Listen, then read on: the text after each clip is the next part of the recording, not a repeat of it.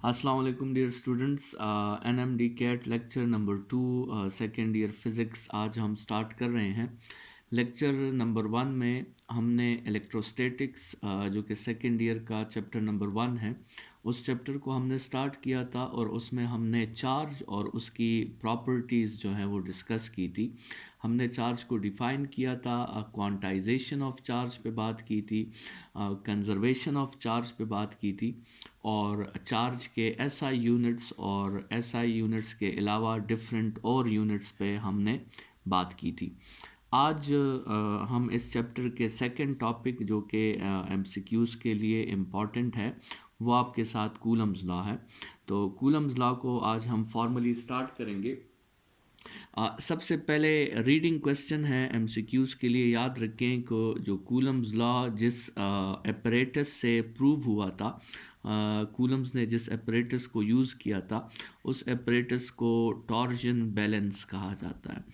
ठीक है, सो इस एपरेटस के हेल्प से कूलम्स ने ये लॉ फार्मूलेट किया था। ठीक है, अच्छा, फिर कूलम्स लॉ की जो फार्मूला है उसकी कंडीशंस हैं वो आप हमेशा अप्लाई नहीं कर सकते। तो कूलम्स लॉ की आपके साथ दो कंडीशंस हैं जिसको स्पेसिफाई करने के बाद ही आप कूलम्स लॉ अप्लाई कर सकते हैं। पहला, the charges must be static, ठीक है, और दूसरा, the charges must be point. मतलब उन चार्जेस का जो साइज़ है वो ना होने के बराबर होना चाहिए, या आप कह सकते हैं उन चार्जेस का जो वॉल्यूम है वो नियरली आपके साथ क्या हो, वो नियरली आपके साथ ज़ीरो हो। ठीक है, सो एक पॉइंट बॉडी पे जब चार्ज होता है तो उसे हम पॉइंट चार्ज कहते हैं। ठीक है, अच्छा, तो इसके बाद जो है वो कूलम्स लॉ की स्टेटमेंट है कि F इज़ इक्वल टू के Q1 Q2 by are square. ठीक है, तो स्टूडेंट्स इस फार्मूला के मुताबिक कूलम्स लॉ जो है वो आप कंसिडर कर लें कि तीन मेन फैक्टर्स पर डिपेंड करता है। पहला फैक्टर है प्रोडक्ट ऑफ चार्जेस, जिस पे कूलम्स लॉ डिपेंड करता है, वो क्या है, वो है प्रोडक्ट ऑफ चार्जेस। ठीक है, दूसरा फैक्टर जिस पे कूलम्स लॉ डिपेंड करता है वो है separation between the charges, separation between charges. ठीक है, और तीसरा फैक्टर जिस पे कूलम्स लॉ डिपेंड करता है वो ये के है, और के को यहाँ हम जनरली रिप्रेजेंट कर लेते हैं कि तीसरा फैक्टर जिस पे कूलम्स लॉ डिपेंड करता है, या कूलम्स लॉ जिस फोर्स के बारे में हमें बता रहा है वो फोर्स डिपेंड करता है, वो तीसरा फैक्टर आपके साथ मीडियम है। तो ये अगर आप देखें तो F is directly proportional to Q1 Q2, या यहाँ पे F is directly inversely proportional to the square of the separation between their centers, और F is directly proportional to K and K is inversely proportional to epsilon। ठीक है, सो यहाँ से हमें फिर मीडियम की प्रोपोर्शनैलिटी और मीडियम की डिपेंडेंसी का पता चलता है, और यहाँ से हमें ये भी पता चल जाता है कि K जो है ये यूनिवर्सल कांस्टेंट नहीं है बल्कि ये मीडियम कांस्टेंट है।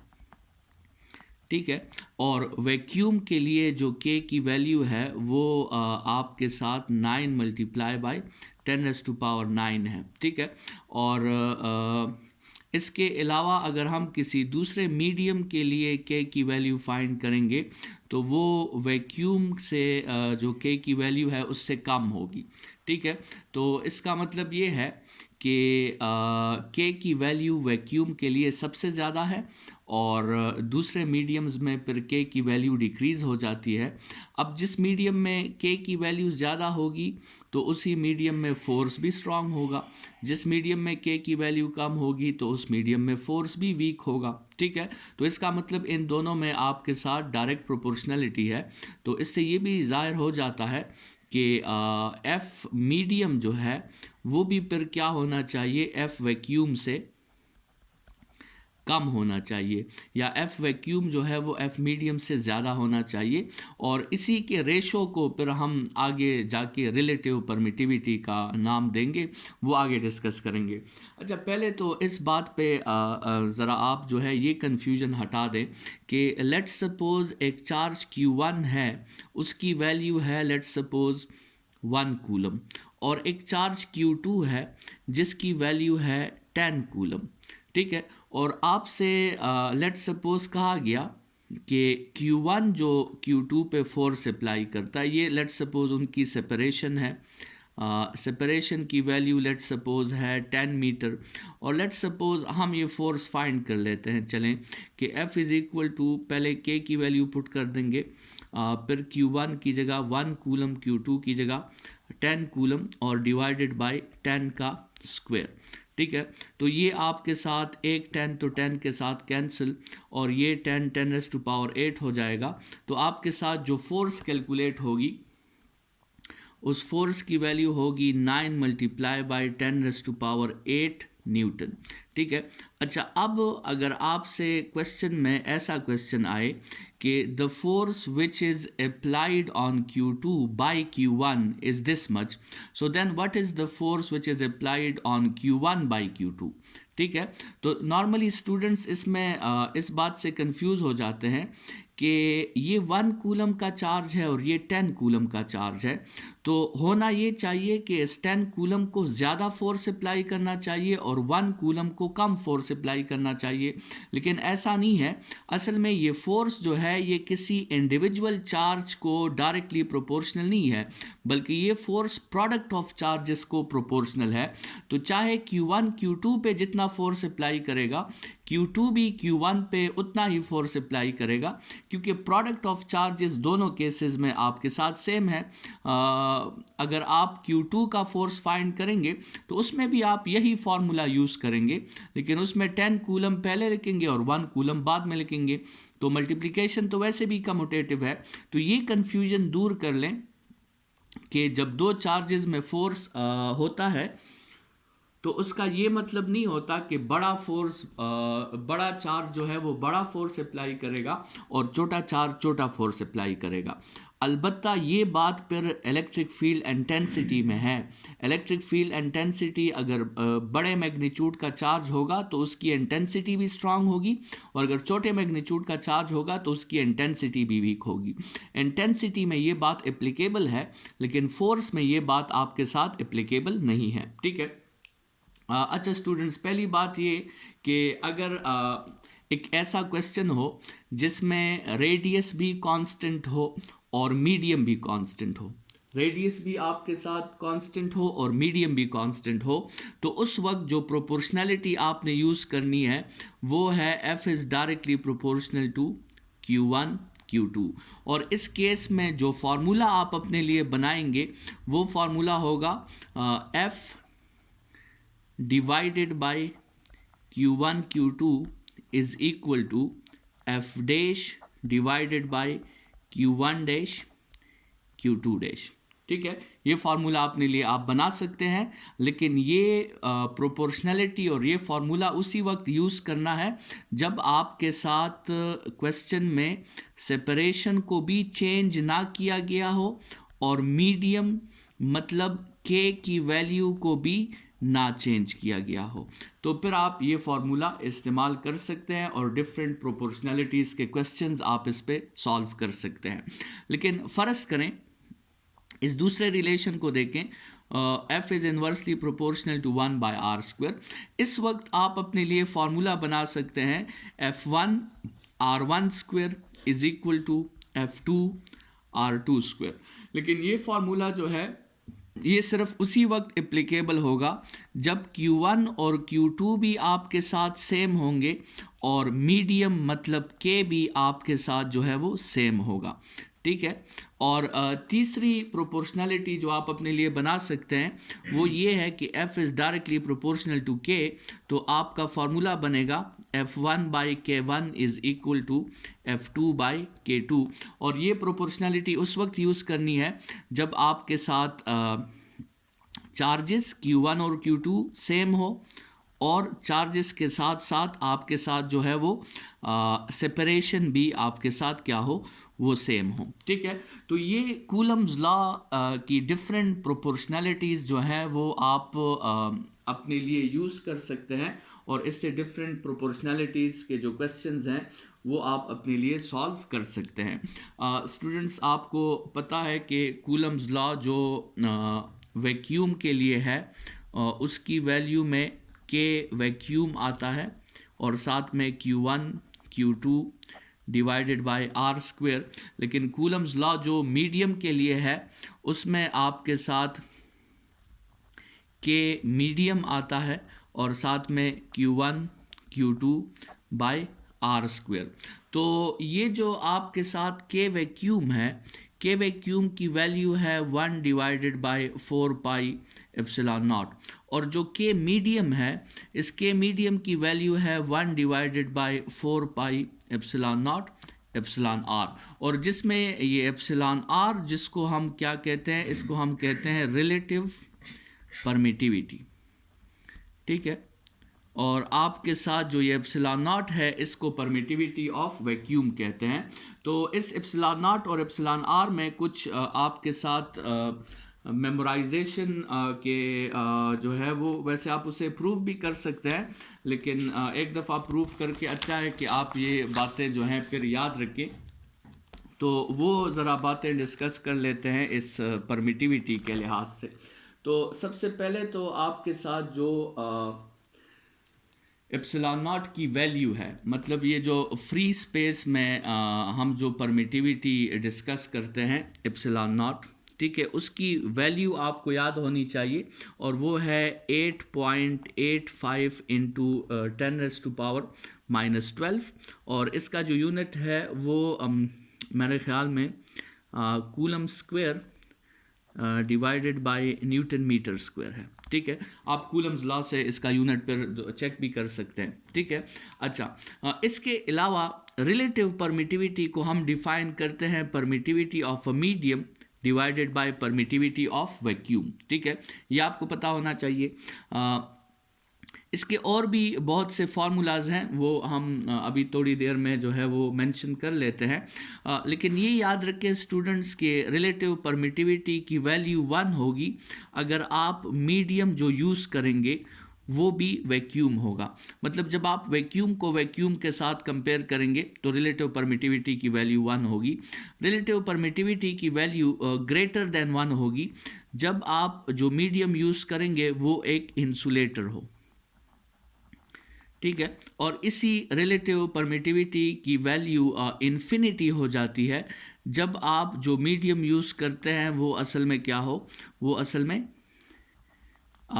कंडक्टर हो। ठीक है, ये रिलेटिव परमिटिविटी की वैल्यू जो इन्फिनिटी हो जाती है, इसकी एक्सप्लेनेशन फिर गॉस लॉ में है, लेकिन आप ये बात एज्यूम करें और यहाँ से कंसिडर करें कि आपके साथ वैक्यूम दो चार्जेस के दरमियान जब मीडियम कंडक्टर होगा तो उस वक्त रिलेटिव परमिटिविटी की वैल्यू जो है वो इन्फिनिटी हो जाएगी।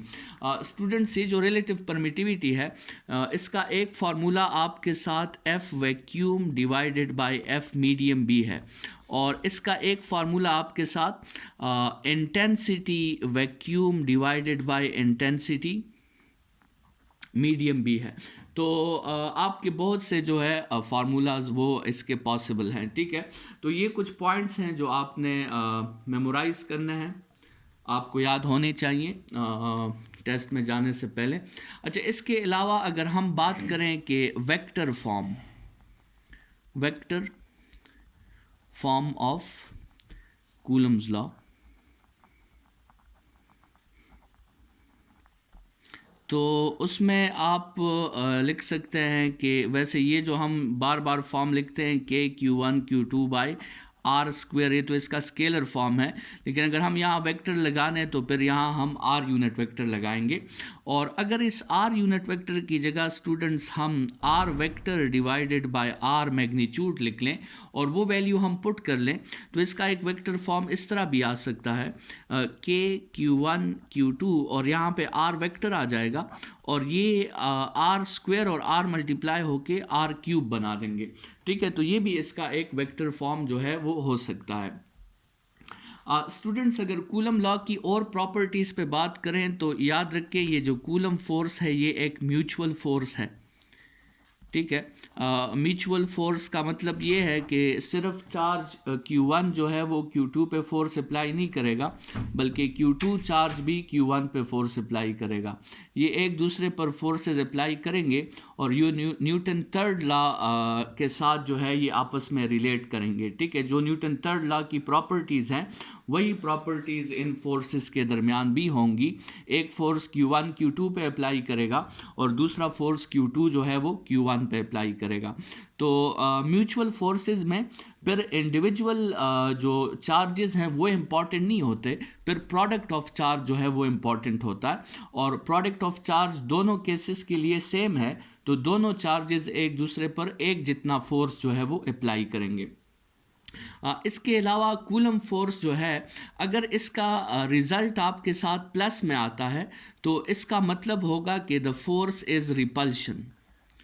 ठीक है, और अगर कूलम फोर्स का रिजल्ट माइनस में आता है तो माइनस का मतलब होगा कि द फोर्स इज अट्रैक्शन या वो फोर्स अट्रैक्टिव फोर्स है। ठीक है, अच्छा स्टूडेंट्स इसके अलावा ये बात भी याद रखिए कि लेट्स सपोज ये एक चार्ज है और ये एक दूसरा चार्ज है, तो जो कूलम फोर्स होगा वो the line joining the centre of these charges पे होगा। ठीक है, मतलब वो फोर्स इसी लाइन पे होगा। अब ये पॉसिबल नहीं है कि ये चार्ज इस चार्ज को इस डायरेक्शन में मूव करा दे या इस डायरेक्शन में, या फर्ज करें इस डायरेक्शन में या इस डायरेक्शन में, ये पॉसिबल नहीं है। ये चार्ज इस चार्ज को या तो उसी लाइन ऑफ एक्शन में रिपेल करेगा या उसी लाइन ऑफ एक्शन में अट्रैक्ट करेगा, तो या ये डायरेक्शन पॉसिबल है या ये डायरेक्शन पॉसिबल है। ठीक है, तो ये भी इसकी एक प्रॉपर्टी है। स्टूडेंट्स कभी कभार जो है वो आपसे कहा जाता है कि ये एक चार्ज है लेट्स सपोज Q1 और ये एक दूसरा चार्ज है लेट्स सपोज Q2 और ये दोनों चार्जेस एक तीसरे चार्ज पे फोर्स अप्लाई कर रहे हैं Q3 पे। ठीक है, तो ये चार्ज भी इस पे फोर्स अप्लाई कर रहा है और ये चार्ज भी इस पे फोर्स अप्लाई कर रहा है। तो अगर आप इस फोर्स को F1 कह दें और इस फोर्स को F2 कह दें और ये दोनों फोर्सेस अप्लाई हो रहे हैं चार्ज नंबर 3 पे और आपका क्वेश्चन ये आता है कि what is the resultant force on charge number 3, तो ऐसे केसेस में जब दो फोर्सेस या दो वेक्टर्स गिवन हो और आपने उनका रिजल्टेंट मालूम करना हो, तो ऐसे केसेस में हमारा फर्स्ट ईयर का जो फिज़िक्स है जिसमें हमने वेक्टर्स का चैप्टर पढ़ा था उसमें हमने एक फार्मूला पढ़ा था कि F square is equal to F1 square plus F2 square plus 2 F1 F2 cos of theta, या वहाँ से आप F is equal to under the root F1 square plus F2 square plus 2 F1 F2 cos of theta.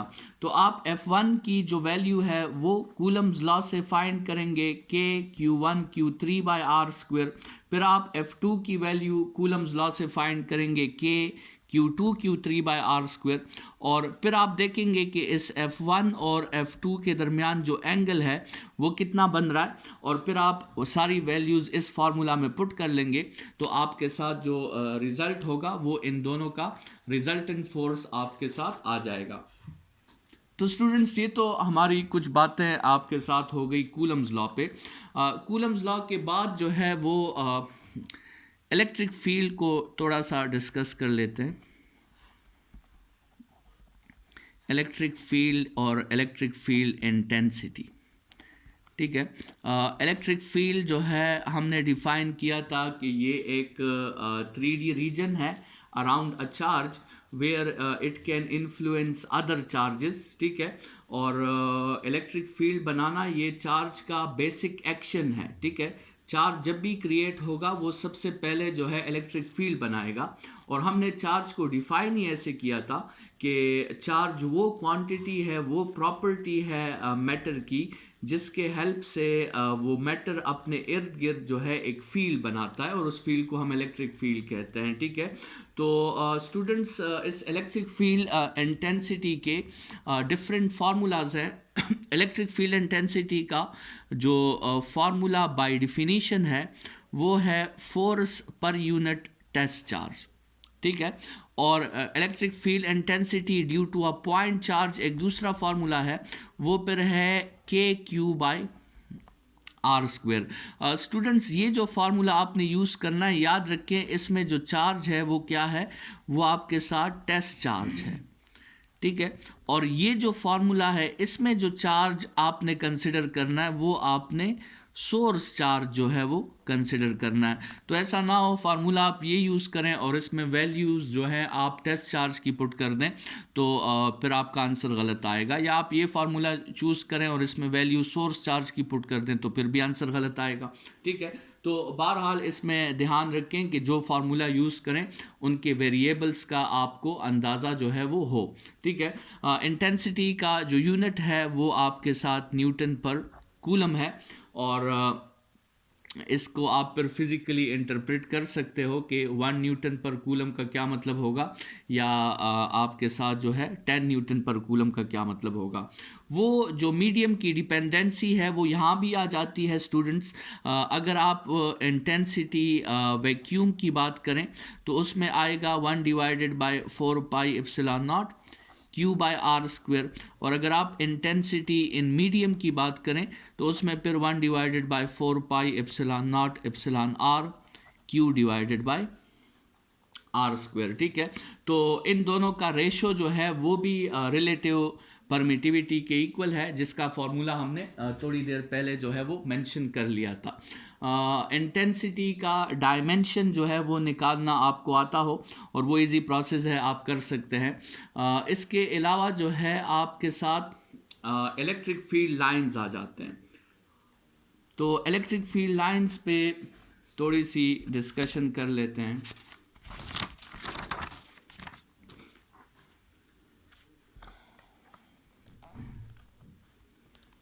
Electric field lines जो हैं वो आपको पता है कि ये एक इमेजिनरी कंसेप्ट है, एक सपोज्ड कंसेप्ट है।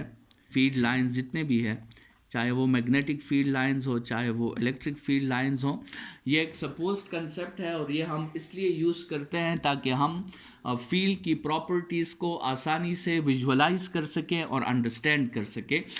तो स्टूडेंट्स इन फील्ड लाइंस की प्रॉपर्टीज़ का आपको पता होना चाहिए। सबसे पहले ये लाइंस जो हैं ये वेक्टर लाइंस हैं। ठीक है, इन लाइंस की जो कंसंट्रेशन होगी, स्ट्रॉन्ग या वीक, कंसंट्रेशन आपको इंटेंसिटी के मैग्नीट्यूड के बारे में बताएगी, और इन लाइंस की जो ये एरो हेड होगी ये आपको इंटेंसिटी की डायरेक्शन के बारे में बताएगी। ठीक है, पहली बात। दूसरी बात, ये लाइंस स्ट्रेट भी हो सकते हैं और ये लाइंस कर्व भी हो सकते हैं। आइसोलेटेड चार्जेस के केस में, लेट्स सपोज एक पॉजिटिव चार्ज है उसकी वेसिनिटी में कुछ नहीं है, या एक नेगेटिव चार्ज है उसकी वेसिनिटी में कुछ नहीं है, तो आइसोलेटेड चार्जेस के केस में ये लाइंस आपके साथ बिल्कुल स्ट्रेट होंगी,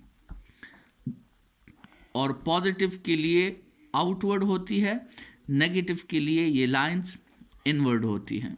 पॉजिटिव के लिए हम वर्ड यूज़ करते हैं रेडियली आउटवर्ड, और नेगेटिव के लिए हम वर्ड यूज़ करते हैं रेडियली इनवर्ड। ठीक है, लेकिन अगर आपके साथ कम्बिनेशन ऑफ चार्जेस आ जाएं, पॉजिटिव नेगेटिव या पॉजिटिव पॉजिटिव या नेगेटिव नेगेटिव, तो फिर ये लाइंस जो हैं ये कर्व हो जाती हैं।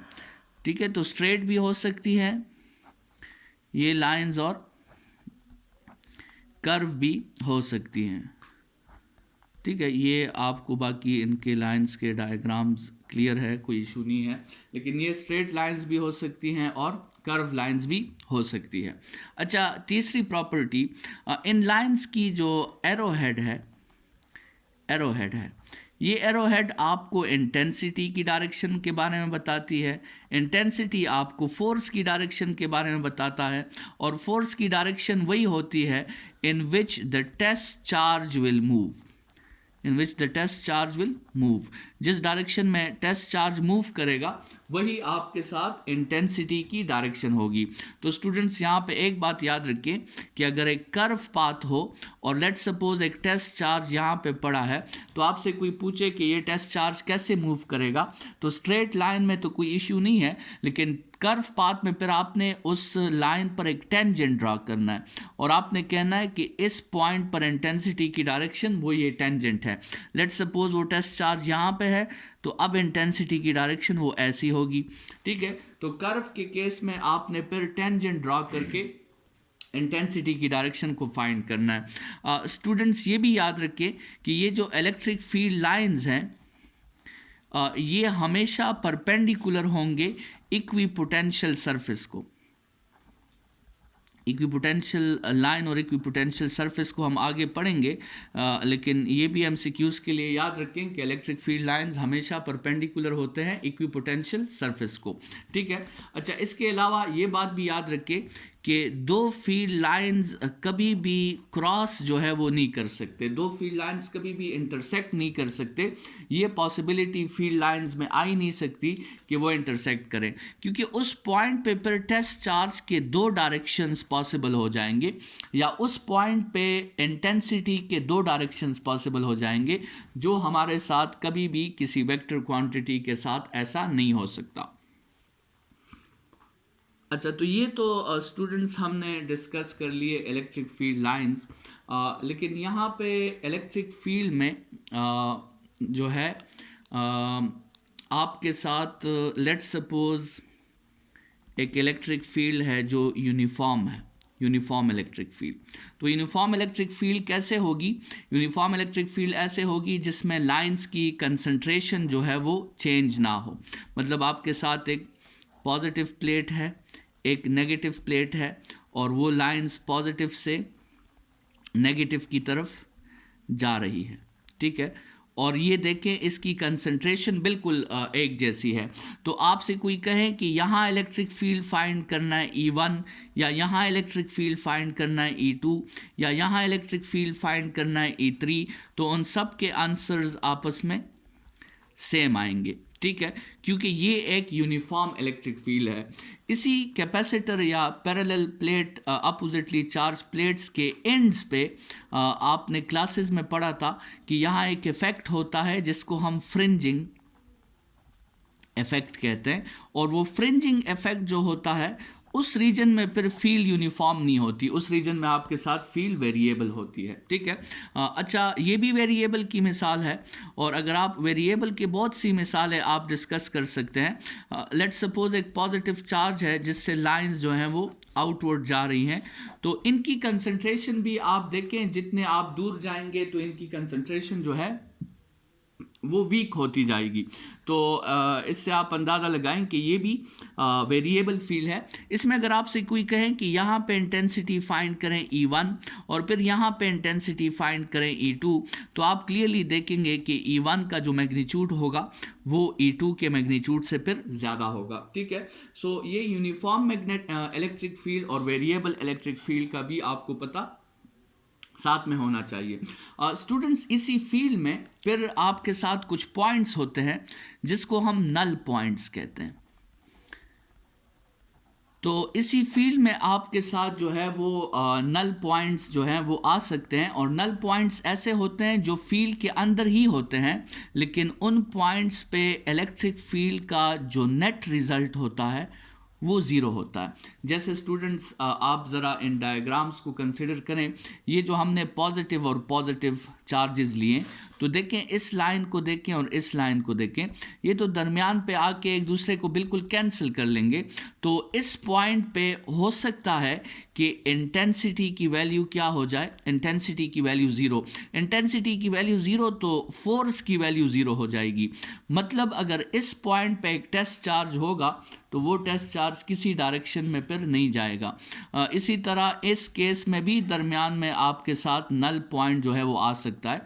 और स्टूडेंट स्टूडेंट्स ये नल पॉइंट जो है इसको आइडेंटिफाई करना और इसकी पोजीशन फाइंड करना, इसकी लोकेशन फाइंड करना किसी भी कम्बिनेशन ऑफ चार्जेस के केस में ये आपके एमसीक्यूज़ के लिए एक इम्पॉर्टेंट लर्निंग ऑब्जेक्टिव है कि आप नल पॉइंट की पोजीशन जो है उसे फाइंड कर सके। तो नल पॉइंट की पोजीशन को फाइंड करने के लिए हमारे साथ जो शॉर्टकट्स हैं वो 5 केसेस में हमारे साथ शॉर्टकट्स हैं, और वो शॉर्टकट्स जो है जल्दी से डिस्कस करके आज का लेक्चर हम वहाँ पे फिर राउंड अप करेंगे। तो इन शॉर्टकट्स को हम एक टेबल फॉर्म में मेंशन कर लेते हैं।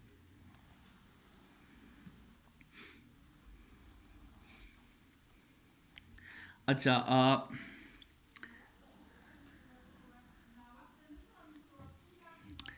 लेट्स सपोज यहाँ पे हम चार्जेस केसेस, मतलब केसेस कह दें ऐसे, लेट्स सपोज केसेस, और यहाँ पे लोकेशन की बात करेंगे। ठीक है, 5 केसेस जो हैं वो हम डिस्कस करेंगे। ठीक है, केस नंबर 1 जो है उसे आप कह सकते हैं कि जब दो चार्जेस सिमिलर हो और इक्वल हो, दो चार्जेस सिमिलर हो और इक्वल हो। सिमिलर का मतलब या दोनों पॉजिटिव हो और या दोनों नेगेटिव हो। ठीक है, और इक्वल का मतलब दोनों का मैग्नीट्यूड भी सेम हो, Q1 का और Q2 का मैग्नीट्यूड आपके साथ सेम हो। तो सिमिलर का मतलब उनका जो नेचर है वो सेम हो, या दोनों पॉजिटिव हो या दोनों नेगेटिव हो। मतलब लेट्स सपोज यहाँ एक पॉजिटिव चार्ज है और यहाँ भी एक पॉजिटिव चार्ज है, या फिर यहाँ एक नेगेटिव चार्ज है और यहाँ भी एक नेगेटिव चार्ज है, और ये पॉजिटिव चार्ज भी 1 कूलम का है, ये भी 1 कूलम का है, ये 3 कूलम का है तो ये भी 3 कूलम का है। ठीक है, चार्जेस के मैग्नीट्यूड्स भी इक्वल हैं। तो उस केस में स्टूडेंट्स याद रखें कि नल पॉइंट जो होता है वो बिल्कुल मिड में होता है। ठीक है, तो अगर सिमिलर और इक्वल केस है तो याद रखें नल पॉइंट क्या होगा, at the mid of 2 charges. ठीक है, ये तो केस नंबर 1 सिंपल सा केस है।